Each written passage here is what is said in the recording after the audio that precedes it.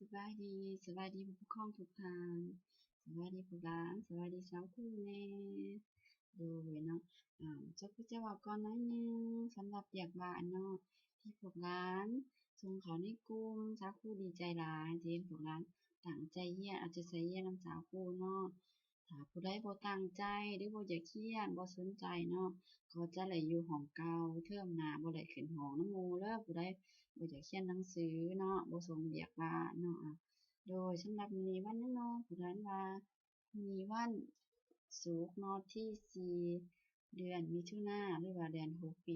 2021เนาะก่อนจะเข้าบทเรียนมื้อนี้สาวครูจะพาพวกหลานร้องเพลงก่อนร้องเพลงออกกำลังกายพวกหลานร้องพร้อมกันนำสาวครูเด้อมามาพวกเขามาออกกำลังกายยกขาซ้ายย้ายขาขวาหยิ่งติงตัวให้เหงื่อเฮาออกเฮาหัดกายเพื่อเฮ็ดให้ร่างกายแข็งแรงเบิ่งผู้ใดก็แก้มแดงเศร้าแดดแดงพวกเขาหัดกายแข็งแรงโดยมื้อนี้สาวครูจะพาพวกหลานเรียน วิชาคณิตศาสตร์ทวนคืนเนาะถ้าผู้เจ้าภาพพวกร้านทวนคืนการนับเด็กแต่หนึ่งหาหนึ่งหอยแล้วอ่านเด็กสลับกันเนาะเอาเขาไปเทียนเขาเด้อถ้าผู้เจ้าภาพพวกร้านนับเด็กก่อนนับเด็กแต่หนึ่งหาหนึ่งหอยพวกร้านนับพร้อมกันน้ำสาวครูเด้อ1 2 3 4 5 6 7 8 9 10 11 12 13 14 15 16 17 18 19 20 21 22 23 24 25 26 27 28 29 30 31 32 33 34 35 36 37 38 39 40 41 42 43 44 45 46 47 48 49 50 51 52 53 54 55 56 57 58 59 60 61 62 63 64 65 66 67 68 69 70 71 72 73 74 75 76 77 78 79 80 81 82 83 84 85 86 87 88 89 90 91 92 93 94 95 96 97 98 99เลยเก่งหลาย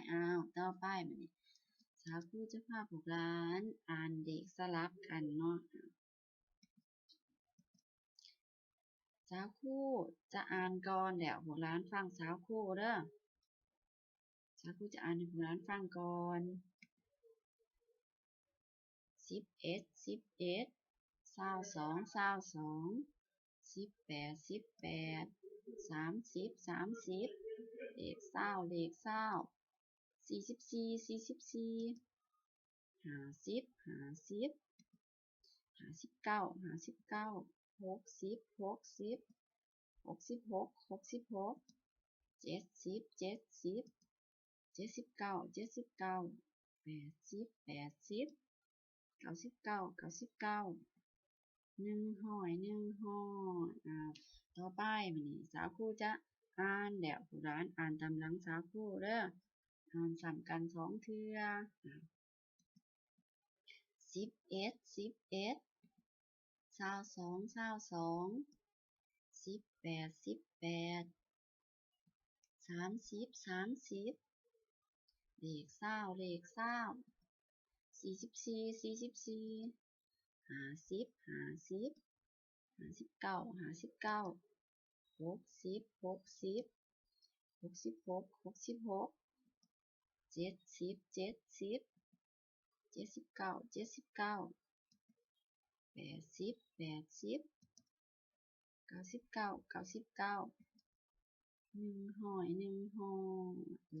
เก่งได้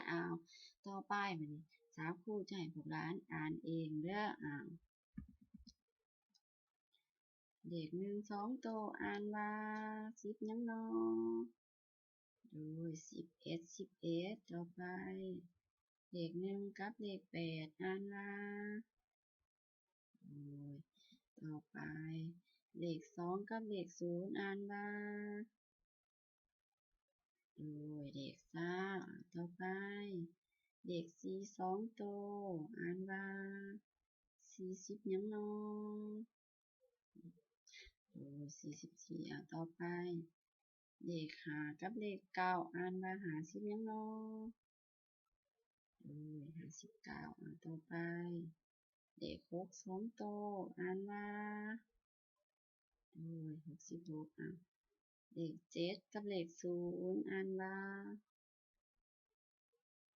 โอ้ยเก่งหลายเลข8กับเลข080หยังน้อ81ถึงบ่น้อบ่ถูกเนาะ80สุดท้ายแล้วเลข1กับเลข0 2โตวอ่านว่าโอ้ย1 2 3ตัวเองแน่เก่งหลายต่อไปบัดนี้สาวครูมีเวียกบ้านมาให้พวกหลานให้พวกหลานอ่านเลขดุลนี้ให้พวกหลานอ่านเลขเนาะอ่านเลขดุลนี้แล้วให้พ่อแม่ผู้ปกครองพวกหลานถ่ายคลิปตอนพวกหลานอ่านเนาะแล้วส่งลงในกลุ่มคือเก่าแล้วสาวครูจะกดเบิ่งพวกหลานตั้งใจอ่านยินบ่ให้ดื้อเว้าฟังความพ่อแม่เนาะพวกหลานอยู่บ้านกินข้าวหลายๆผู้ใดบ่กินข้าวแล้วจะเจ็บท้องแล้วจะได้ไปโรงหมอถามหมอจะเฮ็ดหยังให้